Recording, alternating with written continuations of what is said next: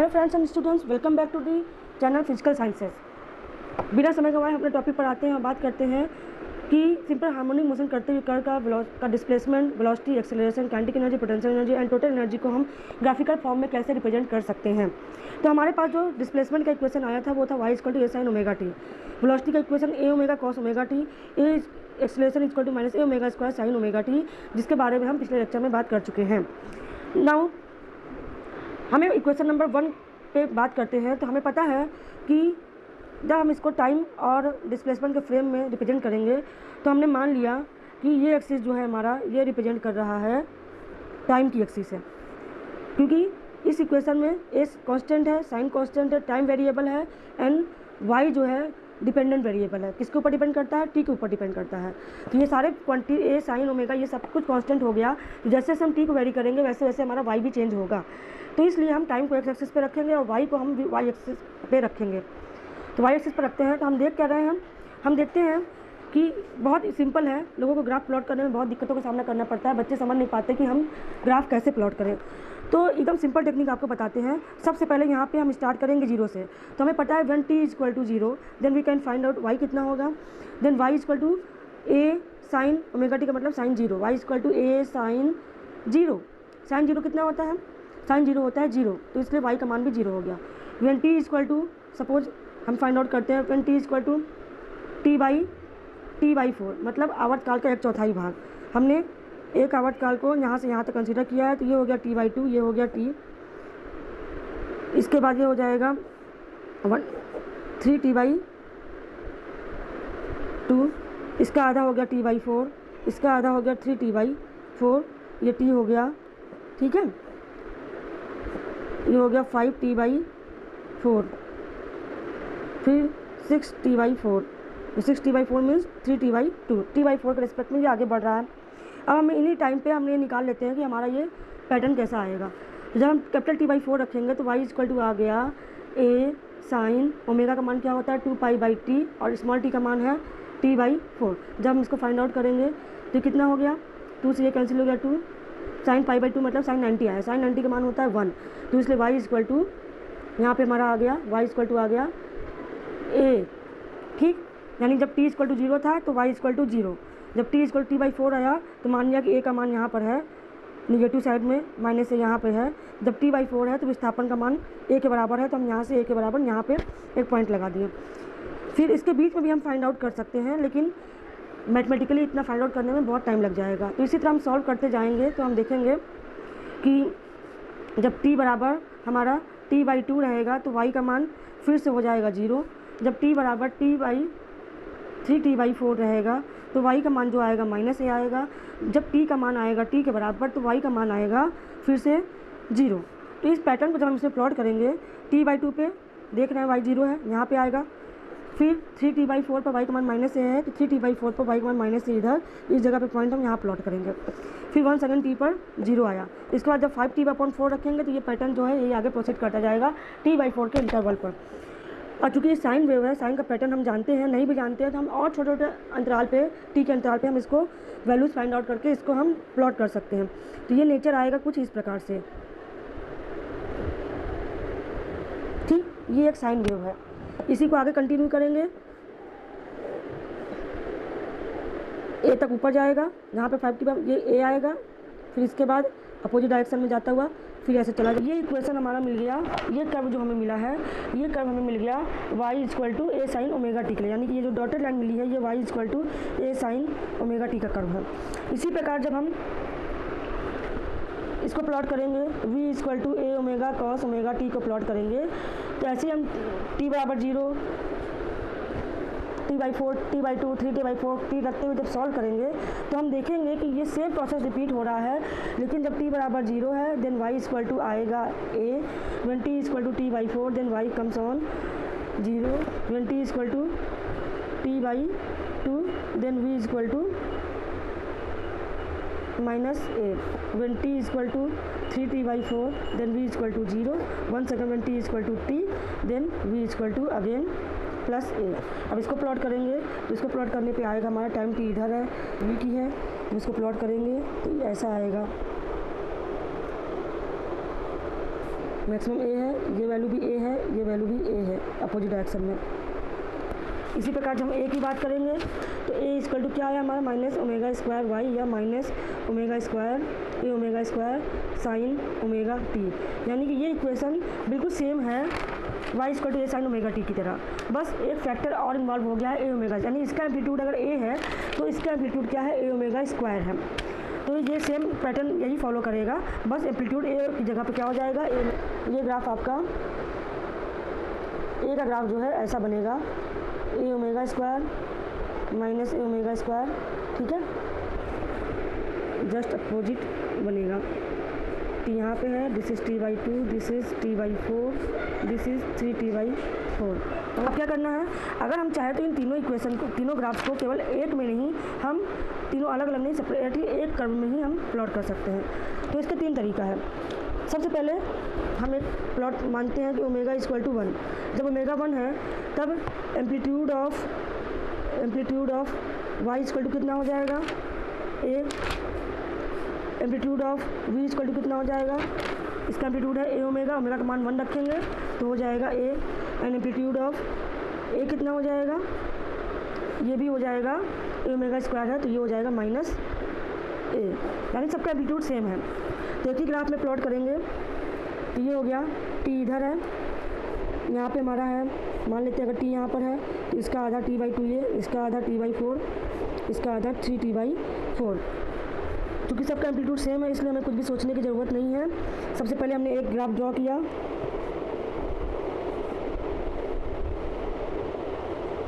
Okay, इसके आगे continue कर दिया ऐसे है।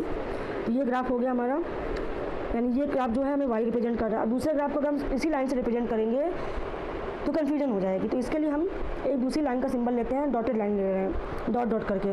तो हम डॉट डॉट की लाइन जो लेंगे ये हम रिप्रेजेंट कराएंगे वी को, और बड़ी बड़ी डैश के लाइन को हम रिप्रेजेंट करेंगे ए से, ठीक है।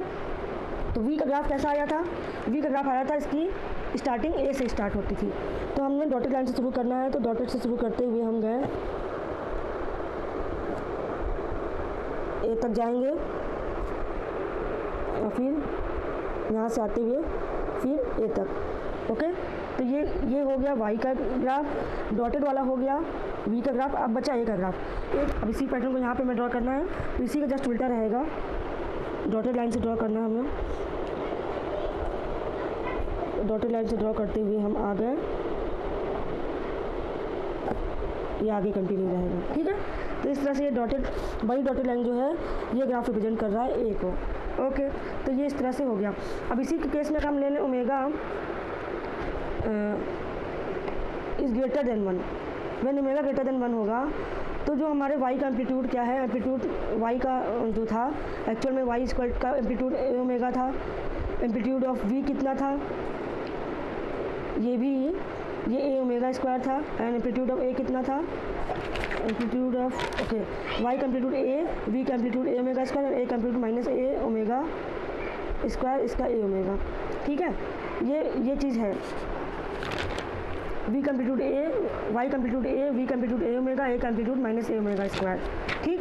ये है, यहाँ पे जब हमने ओमेगा को 1 रखा तो वाई इक्वल टू ए आया, v equal to a omega आया, वाई वी एंड ए तीनों ए आ गए। अब ओमेगा ग्रेटर देन 1 की बात करेंगे, अगर ओमेगा की वैल्यू 1 है तो कभी भी वाई वी एंड ए का एम्पलीट्यूड सेम नहीं होगा, ठीक है। क्या होगा, ओमेगा अगर 1 से बड़ा है तो a is always less than a omega is always less than a omega square, ठीक। माइनस पर आप मत जाइए, जो इसकी मैथमेटिकल वैल्यू है, न्यूमेरिकल वैल्यू है वो इस पैटर्न में आएगी। इसका मतलब ए सबसे छोटा होगा, ए ओमेगा उससे बड़ा होगा, ए ओमेगा स्क्वायर उससे बड़ा होगा। इसी के क्रम में हमारा जो ये पैटर्न बनेगा, ये टाइम टी इधर है, मान लिया टी इतना है, ये हो गया t/2, ये हो गया 3, ये हो गया t/4, ये हो गया 3t/4। ये अगर ए है तो ए ओमेगा उससे ऊपर होगा, ए ओमेगा स्क्वायर उससे ही ऊपर होगा। इसी प्रकार ए नीचे है तो ए ओमेगा नीचे, और ये माइनस ए ओमेगा स्क्वायर है। यानी सबसे पहले अगर हम वाई को प्लॉट करते हैं तो वाई का पैटर्न बढ़ती हुई जाएगा, टी पर मैक्सिमम तक रहेगा, फिर यहाँ पर आया, फिर ए तक आएगा मैक्सिमम, और ए तक मैक्सिमम होती हुई ऐसे जाएगा। इसी प्रकार जब वाई की बात करेंगे तो वी की बात करेंगे, वी ए ओमेगा से स्टार्ट होगा, यहाँ तक आएगा, टी t/2 पे मैक्सिमम होगा ए ओमेगा तक, फिर यहाँ पे जाएगा, फिर यहाँ पर आ गया।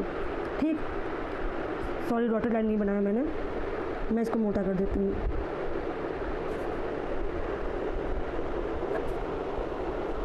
ये मोटी वाली लाइन जो है वो v को रिप्रेजेंट कर रही है। This is v, this is y, this is v। अब हमें एम्पलीट्यूड प्लॉट करना है। एम्पलीट्यूड का ग्राफ जो है रिवर्स है, डॉटेड लाइन लेते हैं, रिवर्स में आते हुए t/4 पर मैक्सिमम हो जाएगा अपोजिट डायरेक्शन में, और इधर से जाते हुए ए ओमेगा स्क्वायर तक जाएगा मैक्सिमम, ए ओमेगा स्क्वायर तक मैक्सिमम जाते हुए, सॉरी ऐसा हो गया। ठीक, ये लाइन जो है y की हो गई, ये लाइन मोटी वाली है, ये हो गई v की, और ये लाइन हो गई a की। इसी प्रकार अगर ओमेगा लेस देन 1 होगा then a is greater than a omega is greater than a omega square की होगा।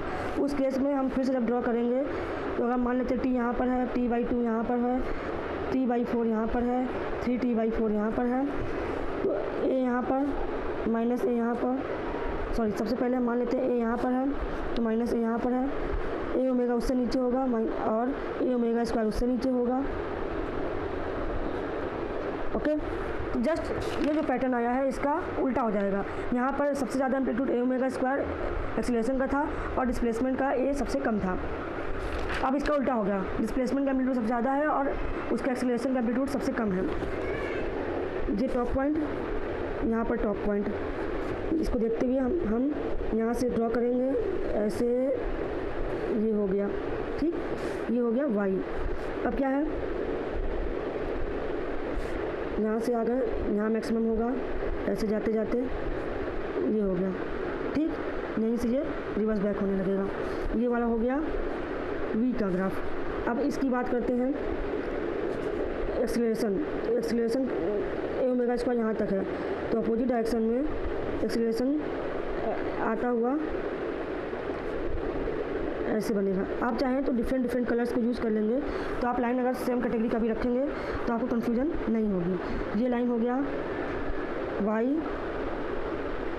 v, then a। अब बात करते हैं हम पोटेंशियल एनर्जी। पोटेंशियल एनर्जी का इक्वेशन आया था half m omega square a square minus y square. Potential kinetic energy, potential energy का इक्वेशन आया था half m omega square y square, and total energy का इक्वेशन आया था half m omega square a square. इन दोनों को add करेंगे तो इतना आएगा। तो अब इसके पहले समझने के लिए, किसी भी ग्राफ को प्लॉट करने के लिए अगर हमें एक तरीका होता है जो डिपेंडेंट वेरिएबल उसको निकालने के लिए इंडिपेंडेंट वेरिएबल की वैल्यूज़ को अलग अलग वैल्यू पुट करते जाए और इसकी वैल्यू निकालते जाए, तो ये बहुत ही लंबा काम होता है। दूसरा तरीका है कि अगर हम इस इक्वेशन को इस तरीके से फाइंड आउट करें कि ये इक्वेशन किस नेचर का है। हमने बहुत सारे इक्वेशन पढ़े हैं, लाइन के इक्वेशन पढ़े हैं, सर्कल का इक्वेशन पढ़ा है, इलिप्स का इक्वेशन पढ़ा है, पैराबोला का इक्वेशन पढ़ा है, हाइपरबोला का इक्वेशन पढ़ा है। बहुत सारे जितने भी मैथमेटिकल जितने भी शेप्स के अलग अलग इक्वेशन होते हैं उनको पढ़ रखा है। तो अगर हम उन इक्वेशंस को यूज़ करके अगर हम कंपेयर कर लें तो हमारा काम बहुत ही ईजी हो जाता है in respect of graph plotting में। तो हम देख रहे हैं कि एक लेफ्ट साइड के वेरिएबल्स जो हैं वो इनके ऊपर पावर नहीं है, ये केवल सिंगल पावर में है। राइट साइड में हम देख रहे हैं कि जो वेरिएबल है हमारा y जो कि चेंज होता रहता है, m omega square a square तो कांस्टेंट है, ये स्क्वायर के फॉर्म में है। तो हमने सर्कल का इक्वेशन देखा है x square plus y square equal to a square, parabola का इक्वेशन देखा y square equal to 4ax, and hyperbola and ellipsoid का भी इक्वेशन देखा है कि वो भी क्वाड्रेटिक या स्क्वायर फॉर्म में होता है। तो अगर इन सारे इक्वेशन से हम कंपेयर करके देखें तो हमारा ये जो इक्वेशन है ये पैराबोलिक नेचर का है। जैसे आपने पढ़ा होगा y square is equal to 4ax। इस इक्वेशन, ये जो पैराबोला इक्वेशन है इसका फॉर्म कैसा होता है, ऐसा होता है, जिसमें 4a क्या होती है, नाभि होती है, y इस एक्सिस पर होता है, x इस एक्सिस पे होता है। ठीक है, इसकी एक एसेंट्रिसिटी होती है। तो हमें उतने बात नहीं करना है, हमें केवल ये बात करना है कि ये जो y square equal to 4ax है, x जो है इस एक्सिस पर है, y इस एक्सिस पर है, तो इस तरह की इक्वेशन का जो फॉर्म बनता है इस प्रकार का बनता है। ऐसे ही x square is equal to 4ay अगर इक्वेशन गिवन है तो इस इक्वेशन का फॉर्म जो बनता है यूँ ऐसा बनता है। ठीक है, ये इक्वेशन रिप्रेजेंट कर रहा है एक्स इक्वल टू 4ay को, जबकि ये एक्स एक्सिस पर हो और ये वाई एक्सिस पर हो। ठीक, और ये इक्वेशन क्या है, y square is equal to 4ax को रिप्रेजेंट कर। अब ध्यान देने वाली बात ये है कि यहाँ पर जो एक्स एंड वाई है ये एक्सिस को बता रहे हैं। ठीक है, हमारे इस y से मत कंफ्यूज करिएगा, यहाँ पर ये y जो है सिंपली डिस्प्लेसमेंट को बता रहा है, ठीक है, ये डिस्प्लेसमेंट को बता रहा है। यहाँ पे y, ये y दूसरा है, ये y एक्सिस है। अगर आप चाहें तो इसको कैपिटल लेटर यूज़ कर लीजिए जिससे कि आप कंफ्यूज ना हो। y square equal to 4ax, ठीक है, x square equal to 4ay, ठीक, ये equation x square equal to 4ay, ये है y square equal to 4ax। अब जब हम इस इक्वेशन को, जो काइनेटिक एनर्जी पोटेंशियल एनर्जी का इक्वेशन है, इसके फॉर्म में कन्वर्ट करें तो देखते हैं क्या आता है। हमें लेफ्ट साइड पे क्वाड्रेटिक फॉर्म रखना है, स्क्वायर वाला फॉर्म, और राइट साइड पे हमें बिना स्क्वायर वाला वैल्यू रखना है। तो यहाँ से आ जाएगा u equal to half m omega square y square है, इसको हम लिख सकते हैं u equal to half m omega square y square. This implies y square is equal to 2u upon m omega square. अब जरा कंपेयर कर लें हम किस इक्वेशन से, ये है एक्स एक्सिस, हमें प्लॉट करना है जो अपना इक्वेशन है। इस एक्सिस पे हमारा डिस्प्लेसमेंट रहेगा y, और इस एक्सिस पे हमारी रहेगी एनर्जी। अब ये एनर्जी कोई भी हो, चाहे पोटेंशियल हो, चाहे टोटल हो, चाहे काइनेटिक एनर्जी हो, तो इस एक्सिस पे एनर्जी है, इस एक्सिस पर डिस्प्लेसमेंट है। तो इस हमारे यहाँ पे जब इस एक्सिस पर x है, इधर y है, तो इक्वेशन ये वाला पैटर्न बना था y square equal to 4ax के लिए।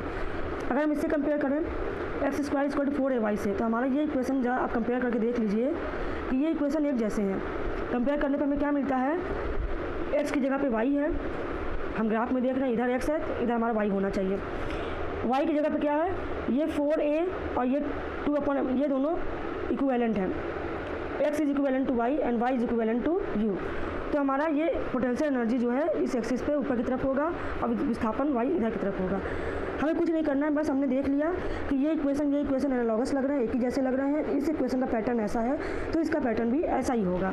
आँख बंद करके हम इस इक्वेशन का पैटर्न ऐसा बना दे रहे हैं बिना कुछ सोचे समझे, ठीक है। तो ये हो गया हमारा पोटेंशियल एनर्जी U का इक्वेशन। अब बात करते हैं हम काइनेटिक एनर्जी की। तो काइनेटिक एनर्जी में हम देख रहे हैं half m omega square a square minus u का ग्राफ हम प्लॉट कर चुके हैं, ठीक है। और ये कांस्टेंट वैल्यू है, ये वैल्यू जो है half m omega square a square, ये क्या है, ये टोटल एनर्जी है। ये जो लाइन ड्रॉप है ये पूरी हमारी टोटल एनर्जी को रिप्रेजेंट कर रही है। ये टोटल एनर्जी हो गया, ये पोटेंशियल एनर्जी हो गया। अब केवल हमें काइनेटिक एनर्जी प्लॉट करना है। तो हम देख रहे हैं काइनेटिक एनर्जी कैसे मिल रहा है, एक फिक्स वैल्यू से हमने पोटेंशियल एनर्जी को घटा दिया है। तो जब हम किसी चीज़ को, इस वैल्यू को किसी एक फिक्स टॉपिक से घटाएंगे तो 1 से हमें 10 तक की वैल्यू को, 10 से हमें एक करके 1 से लेकर 10 तक की गिनती को अगर घटाना है तो हमें क्या मिलेगा, जस्ट उल्टा गिनती मिलता चला जाएगा। पहले 9 मिलेगा, फिर 8 मिलेगा, 7 मिलेगा, 6 मिलेगा, 5 मिलेगा एंड सो ऑन 0 तक मिलेगा। यानी जो 1 से 10 तक की गिनती थी, मैक्सिमम वैल्यू 10 से घटाने के बाद हमें जस्ट उल्टे क्रम की गिनती मिलती चली जाएगी। तो उसी का हम सहारा लेते हैं, बिना कुछ सोचे समझे हम ये कह सकते हैं कि अगर u का ग्राफ ऐसा है और इस फिक्स वैल्यू से हम u को घटाते जा रहे हैं तो जस्ट ये उल्टा ग्राफ बन जाएगा ऐसा। और ये ग्राफ कुछ और नहीं होगा, ये काइनेटिक एनर्जी k को रिप्रेजेंट करेगा। आप वेरीफाई कर सकते हैं, जब y का मान यहाँ 0 है और y का मैक्सिमम मान यहाँ पे a है मान लीजिए, ठीक। जब y का मान 0 है तो काइनेटिक एनर्जी का मान कितना है, काइनेटिक एनर्जी की मैक्सिमम वैल्यू हो जाएगी half m omega square a square, ठीक है। काइनेटिक एनर्जी का ग्राफ आप देख लीजिए, ये काइनेटिक एनर्जी का ग्राफ है। जब y 0 है तो काइनेटिक एनर्जी मैक्सिमम पर है, ओके। और जब y का मान a होगा, ए स्क्वायर माइनस ए स्क्वायर 0 हो जाएगा, काइनेटिक एनर्जी का मान 0 हो जाएगा। आप देख सकते हैं जब y का मान a है तो काइनेटिक एनर्जी का ग्राफ जो है वो 0 है, ठीक है। इसी प्रकार हम u को वेरीफाई कर सकते हैं, जब y का मान 0 है देन u का ग्राफ जो है आप देख रहे हैं 0 है। जब y का मान a है तो u की maximum value half omega square a square, ये टोटल एनर्जी के बराबर है, ठीक है। तो इस प्रकार से ये हमारा काइनेटिक एनर्जी, पोटेंशियल एनर्जी और टोटल एनर्जी का भी एक ही ग्राफ में हमने इसको रिप्रेजेंट कर दिया। आशा करते हैं कि बच्चों आपको ग्राफ बनाने का ये तरीका समझ में आया होगा। कोई भी दिक्कत हो तो आप कमेंट बॉक्स में जाकर कमेंट सेक्शन में अपने क्वेश्चन कर सकते हैं, आप मुझे फ़ोन कर सकते हैं और उसके द्वारा आप अपनी क्वेरी को सॉर्ट आउट कर सकते हैं। Thank you very much.